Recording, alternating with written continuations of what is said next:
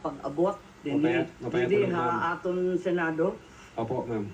Okay, I'd like to affirm lang yung sinabi mo kanina na nung nangyari nga itong hating gabi ng interview ni Vice President sa Zoom, agad-agad in-orderan kayo, in-instruction na ng NBI na mag-imbestiga. Tama po yun? Hindi po, Your Honor.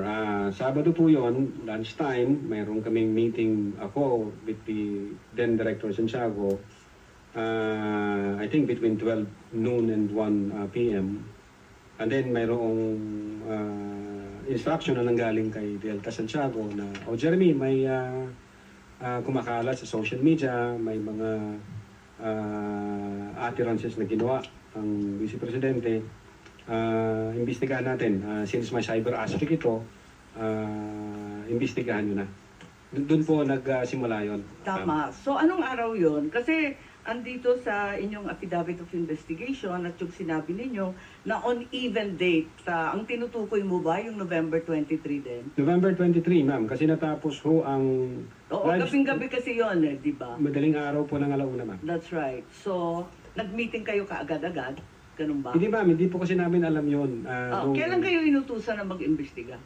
During lunchtime, nung may meeting kami ni then Director Santiago, pero iba ho ang iniimbestigahan namin krimen. Kailan kayo sinabihan ng DOJ na mag-imbestiga? Anong araw? That same day, ma'am. Kaya nga, November 23. November 23. Oo, pareho lang.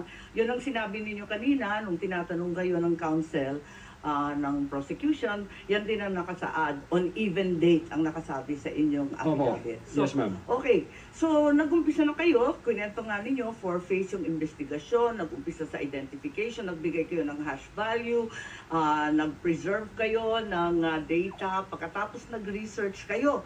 Subsequently, sinabi mo na meron kayong open source intelligence search at natuklasan ninyo na meron palang October 18 video na press con na naman ni OVP na nasa Facebook at may mga sinasabi na naman na puputulin yung ulo. Tama ba yon yung October 18 ang nakita ninyo? That's the continuation in the analysis phase, Your Honor. Oo. Yes, Your Honor. Kasi nag-research na kayo, no? Bilang fourth phase nga ng inyong investigasyon. Tama po ba? Hindi po, Your Honor. Yun yung third phase ho, yung analysis and attribution. Sa analysis pa at attribution. So third phase. Pero bandang huli na.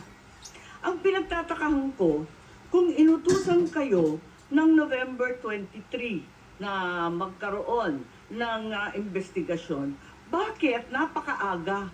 November 6, 2024, a subpoena was issued to ABS-CBN requiring them to submit an authenticated copy of the video pertaining to the 18 October press con. Nandito to sa affidavit ninyo, nasa page 8, number 14. Kung inutusan kayo noong November 23, ang ibig ba sabihin, November 6 pa lang, minamanmanan na si Vice President, iniimbestigahan na siya bago pa yung Zoom conference sa Kongreso. No, Your Honor. I believe that's a typo yung date. Sorry? That's a typo, Your Honor, yung date. Kasi makikita doon yung date noong appearance ng taga-ABS-CBN, which is consistent ho siya doon sa ibang inisyuan ng Kailan ba yung subpoena. appearance? Kasi hindi ko nasusundan yung timeline ninyo eh. Parang yung November 23 yung utos, pero November 6 pa lamang may subpoena na. Ba't nagkaganon? Typo ho yan, Your Honor. Hindi ho yan November 6. Typo na naman katulad ng Department of Justice. No, Your Honor. If I may refer to my notes, Your Honor.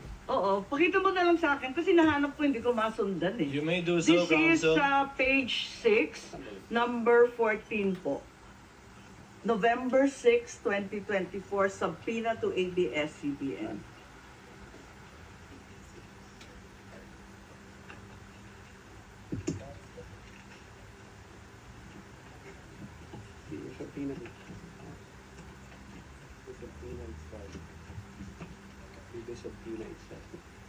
Wala naman yatang date na binibigay tungkol sa appearance ni Patria Morales at yung iba pang Meron po, taga-ABS. Your Honor, if I...